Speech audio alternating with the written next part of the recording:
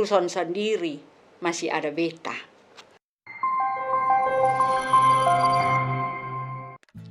Shalom, Bapak Mama, Saudara-saudari, katong jumpa lagi dalam mimbar unit bahasa dan budaya Gereja Masehi Injili Timor.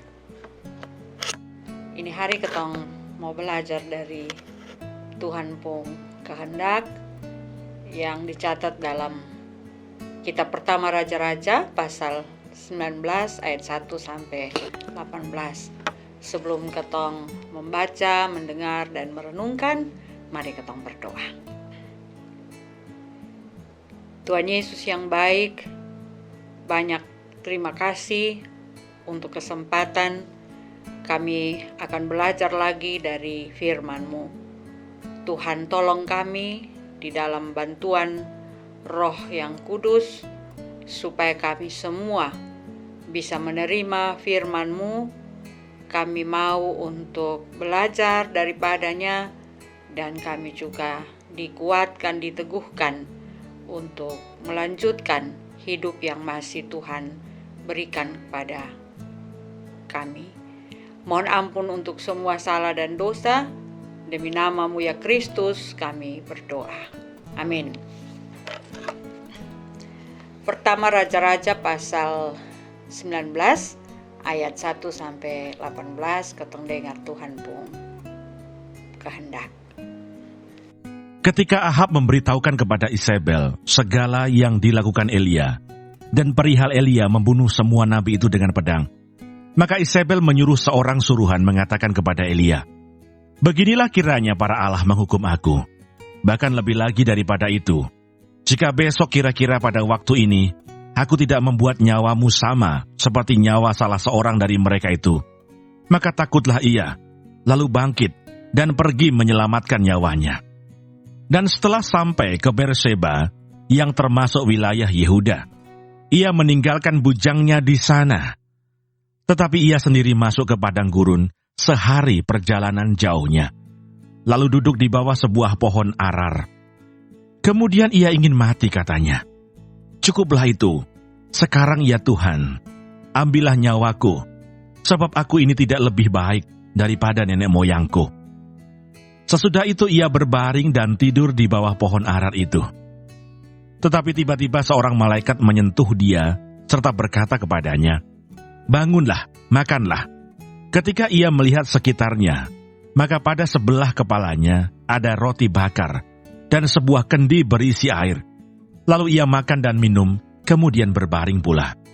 Tetapi malaikat Tuhan datang untuk kedua kalinya dan menyentuh dia serta berkata, "Bangunlah, makanlah, sebab kalau tidak, perjalananmu nanti terlalu jauh bagimu." Maka bangunlah ia, lalu makan dan minum. Dan oleh kekuatan makanan itu, ia berjalan 40 hari, 40 malam lamanya, sampai ke gunung Allah, yakni Gunung Horeb. Di sana masuklah ia ke dalam sebuah gua dan bermalam di situ. Maka firman Tuhan datang kepadanya demikian, "Apakah kerjamu di sini, hai Elia?" Jawabnya, "Aku bekerja segiat-giatnya bagi Tuhan, Allah semesta alam, karena orang Israel meninggalkan perjanjianmu, meruntuhkan mezbah-mezbahmu, dan membunuh nabi-nabimu dengan pedang. Hanya aku seorang dirilah yang masih hidup, dan mereka ingin mencabut nyawaku." Lalu firman-Nya, "Keluarlah dan berdiri di atas gunung itu di hadapan Tuhan." Maka Tuhan lalu, angin besar dan kuat, yang membelah gunung-gunung dan memecahkan bukit-bukit batu, mendahului Tuhan. Tetapi tidak ada Tuhan dalam angin itu. Dan sesudah angin itu datanglah gempa, tetapi tidak ada Tuhan dalam gempa itu. Dan sesudah gempa itu datanglah api, tetapi tidak ada Tuhan dalam api itu. Dan sesudah api itu datanglah bunyi angin sepoi-sepoi basah. Segera sesudah Elia mendengarnya, ia menyelubungi mukanya dengan jubahnya, lalu pergi keluar dan berdiri di pintu gua itu. Maka datanglah suara kepadanya yang berbunyi, "Apakah kerjamu di sini, hai Elia?" Jawabnya, "Aku bekerja segiat-giatnya bagi Tuhan, Allah semesta alam, karena orang Israel meninggalkan perjanjianmu, meruntuhkan mezbah-mezbahmu, dan membunuh nabi-nabimu dengan pedang. Hanya aku seorang dirilah yang masih hidup, dan mereka ingin mencabut nyawaku." Firman Tuhan kepadanya, "Pergilah, kembalilah ke jalanmu melalui padang gurun ke Damsyik, dan setelah engkau sampai, engkau harus mengurapi Hazael menjadi raja atas Aram.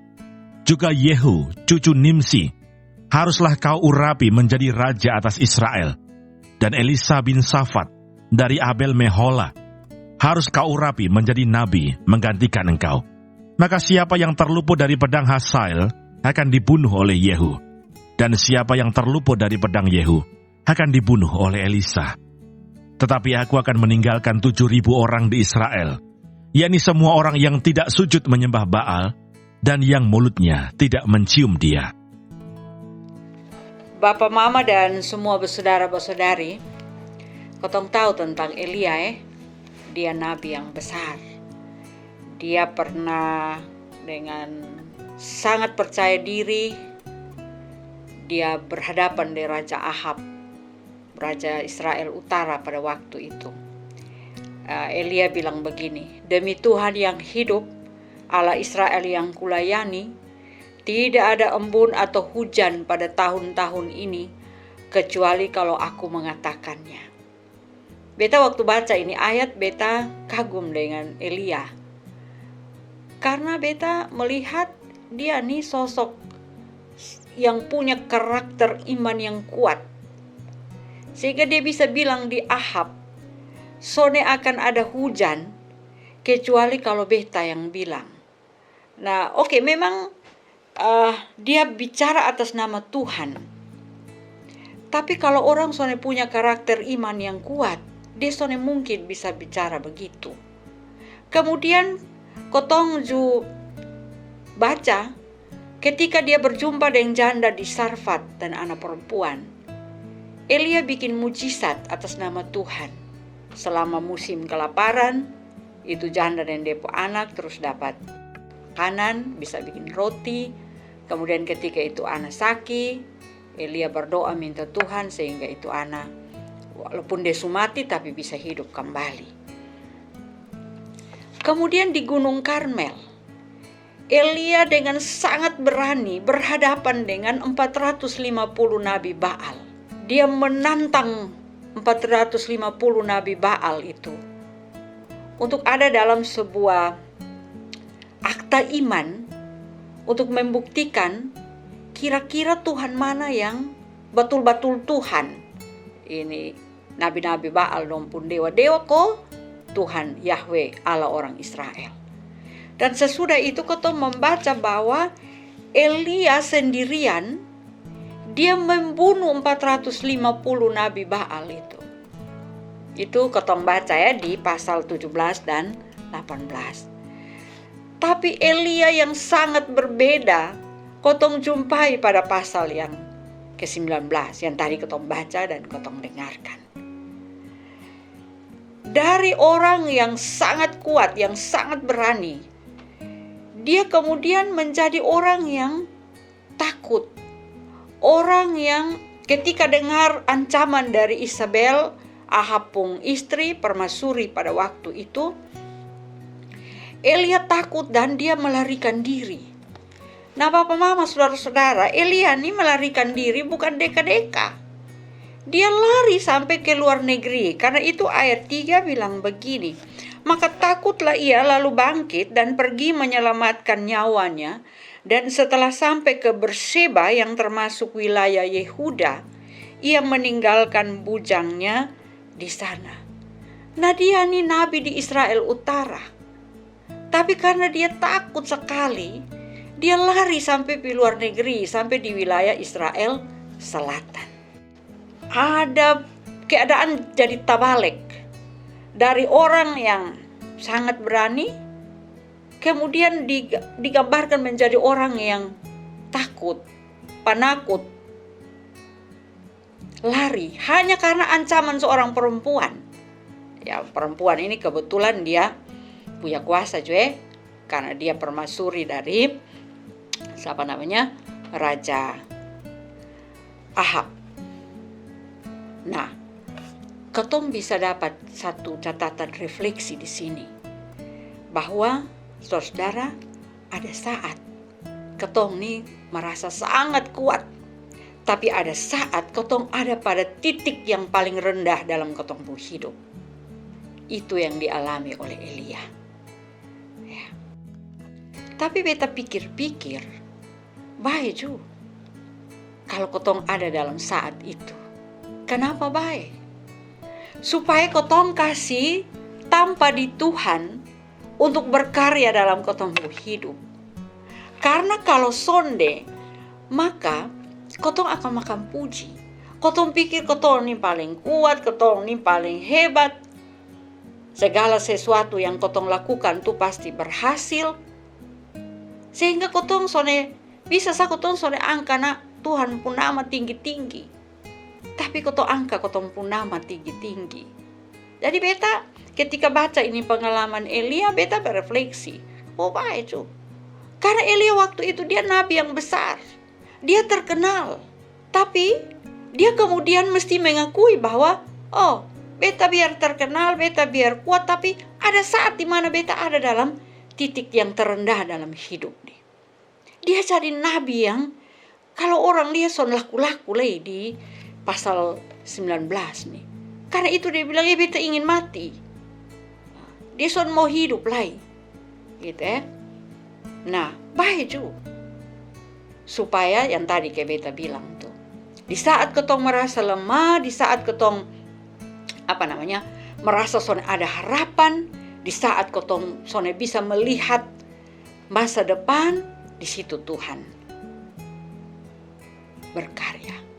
Tuhan bikin dia pun karya untuk kasih ingat sang katong bahwa lu son sendiri masih ada beta. Itu yang Elia alami, ya. Nah, kalau ketong baca ayat 5 dan 7 sampai 7, ya. Ini di sini Elia dia tidur di bawah pohon arar. Kemudian dia bilang, "Cukup sekarang Tuhan, ambil nyawaku." Jadi ketong bisa membayangkan perasaan Elia pada waktu itu. Dia sudah dalam keadaan yang sangat tertekan, sangat putus asa sehingga dia son mau hidup lah. Dia bilang, "Cukup Tuhan, ambil beta pun nyawa." Nah, ketong lihat Bapak Mama dan saudara-saudara. Ketika Elia selesai omong begitu, ayat 5 bagian B bilang begini. Tiba-tiba seorang malaikat menyentuh dia serta berkata kepadanya, "Bangunlah dan makanlah." Beta nih membayangkan Elia nih sedang berhadapan dengan satu situasi di mana Tuhan itu bertindak sebagai orang tua. Ketong orang tua nih, kalau ketong pu anak dong ada masalah, dong pulang, dong merasa dong tertekan, dong stres, ketong tahu itu. Biasanya ketong bilang, istirahat dulu, makan dulu. As itu baru ketong mulai bangun percakapan. Kira-kira dia pun soal ada di mana. Luar biasa. Tuhan bertindak seperti seorang orang tua, sebagai seorang papa atau mama. Yang ketika dia pun anak ada dalam keadaan yang sangat tertekan, yang sangat putus asa, melalui malaikat Tuhan bilang, bangun, makan dulu. Ini kalau baca bangunlah dan makanlah. Kemudian Elia lihat di dia sebelah kepala ada roti dan ceret yang berisi air. Tapi kemudian dia makan minum, tapi dia tidur lagi kembali. Ya begitu, jatuh ketemu hidup. Kadang-kadang ketika ketong ada dalam putus asa, ketong sadar kembali, ketong mulai bersemangat. Tapi as itu ketong lemah kembali. Ini yang seperti juga diperlihatkan oleh Elia. Dia makan as itu, dia tidur lagi. Tapi Tuhan juga luar biasa. Ayat 7 bilang, malaikat Tuhan datang untuk kedua kali menyentuh Elia dan bilang, bangun, makanlah, perjalananmu nanti terlalu jauh bagimu. Nah, kau lihat saudara-saudara. Bagi Elia, dia pun jalan sampai di sini. Karena itu dia bilang, Tuhan, stop sudah, biar beta mati sudah. Tapi Tuhan bilang sonde, lu pun jalan masih jauh. Luar biasa ya Bapak Ibu dan saudara-saudara. Ini yang tadi beta bilang, ketika ketong ada dalam titik yang lemah, terlemah, terendah dalam ketong pun hidup, itu menjadi ruang di mana Tuhan bekerja. Karena itu Paulus bilang, ini di 2 Korintus tuh, kalau Bapak Mama do ingat, Paulus pun omong, justru dalam kelemahan kuasa Tuhan bekerja. Ya. Nah, itu yang pertama. Yang kedua, refleksi yang kedua. Kadang-kadang kotong nih merasa sendiri dalam berjuang. Beta kasih contoh. Kalau kotong kerja di kantor atau kotong kerja di mana saja di kotong tempat kerja, kadang-kadang kotong merasa bahwa kayaknya beta sendiri Kotong punya macam-macam ide, kotong punya macam-macam keinginan, mesti bikin ini yang baik, itu yang baik. Tapi kotong merasa bahwa ketika beta sendiri berjuang, orang lain sone dukung. Dan pada titik itu, kotong akan sama seperti Elia. Percuma untuk apa beta sendiri? Kotong akan menyerah. Dan sudah, usah lah. Untuk apa juga? Beta mau, walaupun yang kotong mau lakukan itu baik, yang kotong sudah lakukan itu baik. Tapi ketika kotong merasa bahwa kotong sendiri, kotong bilang, sudah, berhenti sudah. Itu yang dialami oleh Elia. Karena itu, Bapak, Mama, dan saudara-saudara, kalau kotong baca ayat 10, Elia bilang begini. Ketika Tuhan tanya dia, apa kerjamu di sini, hai Elia? Dia bilang begini, aku bekerja segiat-giatnya bagi Tuhan Allah semesta alam, karena orang Israel meninggalkan perjanjianmu, meruntuhkan mezbah-mezbahmu, dan membunuh nabi-nabimu dengan pedang. Hanya aku seorang dirilah yang masih hidup, dan mereka ingin mencabut nyawaku. Elia pikir semua orang sudah tinggalkan Tuhan Allah, dan hanya tinggal dia sendiri Tapi ternyata dia salah, Bapak Mama, semua bersaudara dan bersaudari. Tuhan kasih ingatkan dia, lu sendiri, masih ada orang lain. Karena itu ayat 18 Tuhan bilang begini, tetapi aku akan meninggalkan 7.000 orang di Israel, yakni semua orang yang tidak sujud menyembah Baal dan yang mulutnya tidak mencium dia. Jadi ketika Elia pikir bahwa semua orang sudah tinggalkan Tuhan, hanya tinggal dia sendiri, Tuhan udah sode. Beta ada kasih tengah 7.000 orang yang tetap setia, yang tetap menyembah beta. Mungkin di 7.000 orang itu jumlah yang sangat kecil dibandingkan dengan rakyat yang lain. Tetapi paling tidak bukan hanya Elia sendiri. Dia sonde sendiri. Tuhan mau bilang di Elia, lu son sendiri. Masih ada lu pun kawan-kawan yang lain yang juga setia terhadap beta. Dong ju sama ke lu. Dan karena itu bangun. Masih ada pekerjaan. Gitu ya. Nah, jadi Bapak, Mama, dan semua bersaudara, mungkin juga nanti kalau dalam ketemu rumah tangga juga gitu. Mungkin sebagai istri ketong merasa, atau sebagai orang tua ketong merasa bahwa kita kayaknya berjuang sendiri dalam ini rumah, dalam ini keluarga. Atau ketong sebagai kakak, atau ketong sebagai adik, sebagai anggota keluarga, ketong merasa bahwa semua harap biru hanya beta Ketong merasa lemah, ketong sudah mau berjuang terus, ya. Atau mungkin ketong ketika ketong di sekolah, ketong merasa kesone enak karena kotong sendiri kotong mau melakukan yang benar, orang lu nih ke rohani akhirnya kotong cuma sudah persitan sudah biar sudah. Tapi ini cerita mau bilang di ketong, jangan pernah lemah, ketong sendiri, Tuhan ada siapkan banyak orang lain yang juga sama kayak katong, mau terus berjuang untuk melakukan yang baik. Ya. Itu yang kedua. Yang ketiga, Bapak Mama dan saudara-saudara, kalau ketong baca di kitab Keluaran, ya, Keluaran pasal 3, itu beta baca kasih ketong supaya jelas. Keluaran pasal 3 ayat 2. Lalu malaikat Tuhan menampakkan diri kepadanya di dalam nyala api yang keluar dari semak duri. Lalu ia melihat dan tampaklah semak duri itu menyala tetapi tidak dimakan api. Ayat 4. Ketika dilihat Tuhan bahwa Musa menyimpang untuk memeriksanya, berserulah Allah dari tengah-tengah semak duri itu kepadanya, "Musa, Musa." Dan ia menjawab, "Ya Allah." Ini di Gunung Horeb. Tuhan bakat tumu de Musa melalui nyala api. Andia kok waktu Musa semua pi, Tuhan bilang, kasih nggak lupa sandal, karena ini tempat yang suci. Tapi pengalaman Musa berbeda dengan pengalaman Elia. Allah menunjukkan dirinya juga kepada Elia di Gunung Horeb, sama kayak Musa. Musa Tuhan kasih tunjuk dia pendiri untuk Musa di Gunung Horeb. Elia juga di Gunung Horeb, tapi berbeda. Ya, beta baca ya.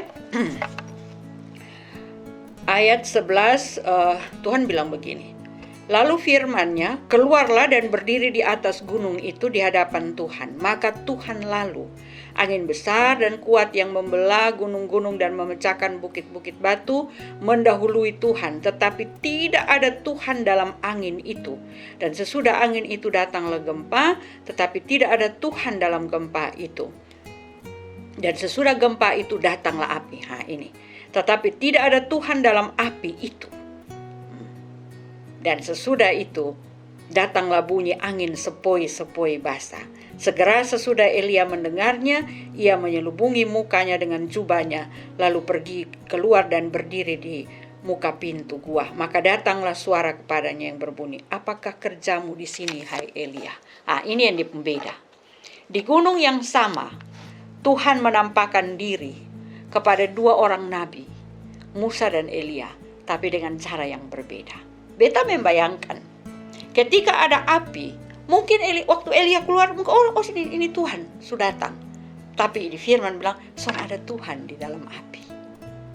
Ternyata Tuhan hadir melalui angin sepoi-sepoi basah. Berbeda toh pengalaman Musa dengan pengalaman Elia. Nah, apa yang menjadi pesan untuk ketong? Kadang-kadang ketong nih selalu mengukur karya Tuhan pun pekerjaan pada ketong tuh dengan apa yang Tuhan lakukan pada orang lain. Ini cerita mau bilang jangan begitu. Karena Tuhan, ketong pun Tuhan nih, Tuhan yang berkuasa, Tuhan yang kreatif. Dia selalu punya cara, banyak cara untuk hadir dalam ketong pun hidup. Jadi ketong bisa bilang, ini ketong pun tetangga Tuhan tolong dia dengan cara begini. Kalau begitu beta jumus begitu. Deh. Contoh kecil. Dalam beta pengalaman sebagai pendeta, ada jemaat yang sakit. Ada anak kecil satu sakit. Dia pun bermasalah dengan jantung. Ya, dia orang tua susah, petani kecil. Jadi waktu dompi dokter bilang, ini anak ini mesti bawa di harapan kita. Bapak Mama tahu toh rumah sakit harapan kita tuh di Jakarta, rumah sakit jantung, dan kotong juga bisa tahu di pembayaran. Nah ini orang kici. Untuk makan minum sedang setengah mati.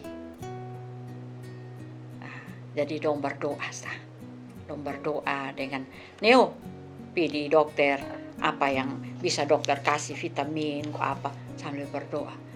Ini anak sekarang subai. Beta ketemu kapan hari dia lari-lari.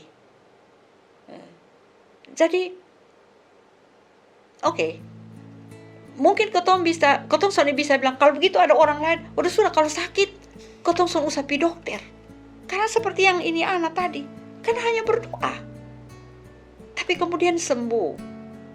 Tapi saudara-saudara, Tuhan punya cara yang lain untuk menolong kotong. Ada orang yang Tuhan bisa pakai menolong dia melalui para dokter, melalui perawatan medis. Ada anak juga dalam jemaat yang beta layani, sakit juga. Tapi dia dibawa ke Jakarta untuk diobati, operasi jantung. Dan kemudian dia sembuh, sekarang dia sudah besar. Dan sebagai pendeta akhirnya beta berefleksi. Ketika beta merenungkan pengalaman Elia, bandingkan dengan pengalaman Musa, beta ingat ini pengalaman. Dan Bapak Mama, ketong sekali lagi, ketong son bisa pukul rata ya, orang Kupang bilang, son bisa pukul rata. Tuhan pun karya untuk ketong, berbeda. Dan Tuhan sama seperti Tuhan Yesus bilang, bosong Bapak yang berdosa bosong son kasih bosong pu anak batu ketika dia minta roti, atau bosong son kasih bosong pu anak ikan ular ketika dia minta ikan. Apalagi Bapamu di sorga, dia akan memberi yang baik untuk bosong. Jadi dalam pengalaman tadi dua jemaat, dua keluarga yang berbeda, beta kemudian berefleksi bahwa di masing-masing keluarga itu Tuhan hadir. Tuhan bekerja untuk tolong sandong, tapi dengan cara yang berbeda, karena sesuai dengan keadaan keluarga itu. Tuhan tahu ini keluarga yang petani kiciana nih. Mau ame doi dari mana? Di harapan kita untuk operasi dompo anak. Dan karena itu Tuhan menyembuhkan dengan cara yang sesuai dengan kebutuhan. Sementara ini keluarga yang lain, dong punya uang, dong punya kesempatan untuk bisa bawa dompo anak ke operasi, sembuh. Jadi kata ingat dari Elia pun pengalaman, jampu kurata Tuhan pun cara untuk menolong ketong. Jangan ketong merasa Tuhan ini son adil karena dia tolong bepun tetangga dan begini, tapi beta dan cara yang lain. Sonde, Tuhan sayang ketong semua. Tuhan memberkati ketong. Amin. Mari ketong berdoa. Tuhan Yesus, terima kasih. Ketong tahu betul bahwa seringkali ketong ada dalam titik yang paling rendah dalam ketong hidup. Ketong putus asa, ketong kecewa, ketong ingin mati. Ketong sone melihat ada jalan di depan yang harus ketong lalui. Tapi ketong belajar dari Elia. Ketika dia ingin mati, dia ingin berhenti untuk bekerja, Tuhan bilang, sonde, lu mesti tabiskan orang untuk menjadi raja le. Lu mesti tabiskan lagi seorang Elisa untuk ganti Salu. Masih ada kerja. Tuhan tolong. Kalau sekarang nih ketong ada dalam keadaan putus asa, Tuhan kasih ketong harapan. Dan kadang-kadang Tuhan, ketong rasa ke ketong sendiri. Ketika ketong mau bikin yang baik, kadang-kadang ketong kerasa son ada kawan. Tuhan terima kasih untuk pengalaman Elia. Tuhan kasih ingat ketong bahwa ada banyak teman-teman lain, orang-orang yang ada di sekitar ketong, yang juga berniat, yang juga mau berjuang untuk bikin yang baik. Dan Tuhan ketong cuma ngaku, kadang-kadang ketong pukul rata. Tuhan pun pekerjaan, ketong kadang-kadang pikir Tuhan harus bikin sama untuk ketong dengan orang lain. Tapi dari pengalaman Elia, bandingkan dengan Musa, ketong belajar. Ternyata Tuhan pun banyak cara untuk menolong ketong. Biar ketong percaya bahwa Tuhan yang ketong sembah adalah Tuhan yang kreatif, yang selalu punya banyak cara untuk menolong ketong sesuai dengan ketong pun kebutuhan. Terima kasih. Amin.